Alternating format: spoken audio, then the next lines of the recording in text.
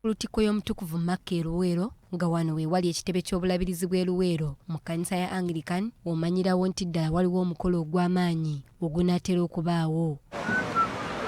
Abasigalangi abalongoosa ekkanisa abapimaapima wano ne wali okukyuka kw'enfaanana ya lutikko n'ebirala byonna bikulembeddemu enteekateeka z'okutuuza omulabirizi omuggya ng'omukolo gwakubaawo nga 16 omwezi ogujja.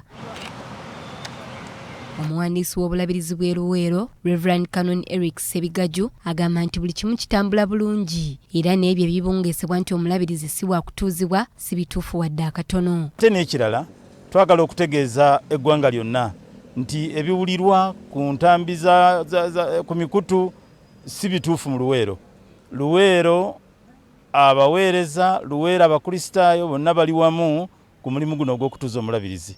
Ebyogerwa by'abataagaliza bannaabwe. Agamba nti obulabirizi bw'e Luweero bukolebwa disitulikiti 3 era asabye abantu bonna abawangalira mu disitulikiti ezo abazirinako akakwate n'emikwano gyabwe okwetegekera olunaku luno. Luweero diocese ekavalinga disitulikiti 3. Tulinamu Luweero district, Nakasongola awamu ne Nakaseke bye bikola Luweero diocese. N'olwekyo mukulembeze wa disitulikiti 3. N'olwekyo tusuubira abantu bonna bali mu disitulikiti ezo okubeera wano. Fred Sewaguma mulekwe yakwasibwa ogw'okulongoosa lutikko n'ekifo kyonna agamba nti mu kiseera kino emirimu egisinga gijjiddwako engalo. Naye kati bwe tutuuse omulimu gutuuse ku bitundu 75 ku 100.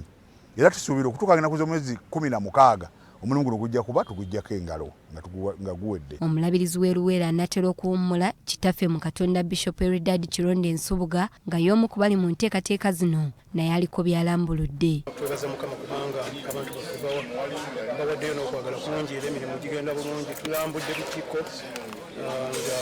nga mulungi nnyo, tulambudde ennyumba y'omulabirizi mulungi nnyo.